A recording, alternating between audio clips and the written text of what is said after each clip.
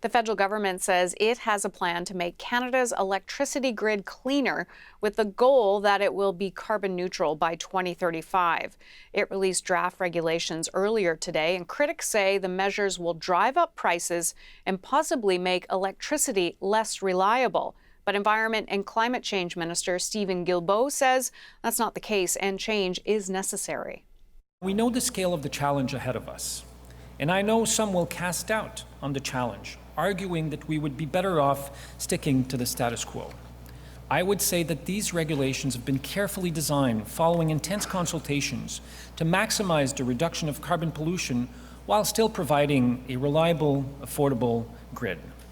They ensure flexibility and a technologically neutral approach with lots of time for electricity systems across the country to adjust.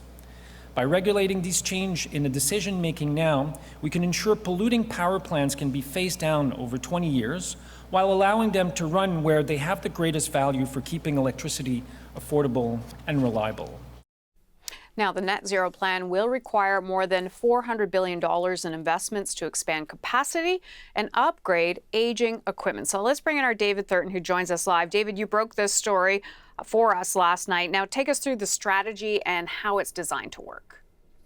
Yeah, put very simply, what the government is trying to do is to institute regulations that will help provinces and territories meet that net zero 2035 target for electricity. So it's an ambitious goal. They want to make sure that our electricity grid is non-emitting. There are virtually no emissions, and if there are, it can be offset in somehow. And so that's what they're rolling out today with these regulations. And the way that they're doing it, or how they're going to do it, is they're going to let the provinces choose their own adventure, so to speak. They will let the provinces decide what's the best way to reduce their emissions on their grid. Now, places like BC, Quebec, more than 90% of their grid is non-emitting, so this really isn't a huge concern for them. But places like Alberta and Saskatchewan and even Ontario, there's a lot of natural gas and those sorts of plants that generate electricity in those provinces. And so there has been concern, especially from those prairie provinces, that these regulations might force them to phase out fossil fuels from their power generation. But as you heard from Minister Guilbeault today, he said there is no phase out of fossil fuels. It's not a net fossil fuel energy system. It's a net zero system.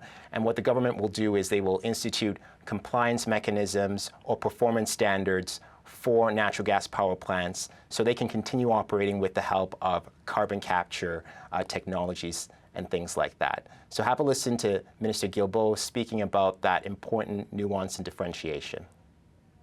What we're talking about is not a fossil fuel-free grid by 2035. It's a net zero grid by 2035. We understand that there will be some fossil fuels remaining on the grid in 2035, but we're working to minimize those, and the fossil fuels that will be used post-2035 will have to comply with rigorous environmental and emission standards.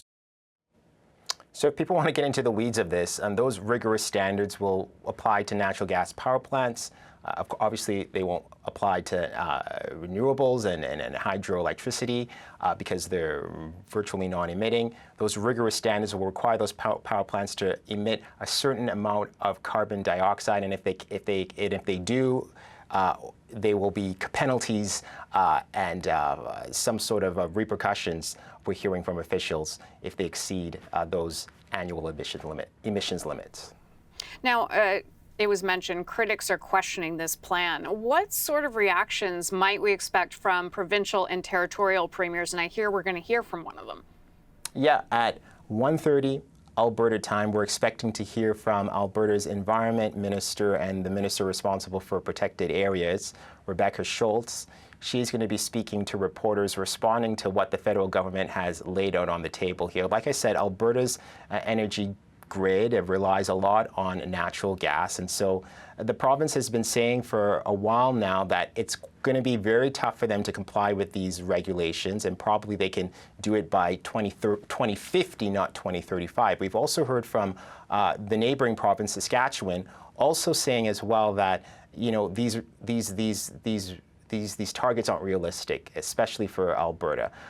So I think we haven't heard an official response from these provinces yet, but I can guess that they're going to be critical, and they're going to be there's going to be concerns that are going to be raised about these regulations, which are just draft at the moment. The federal government says they're open to making changes. We'll have to see if they do that. Okay, David Thurton in Ottawa, thank you kindly. Anytime.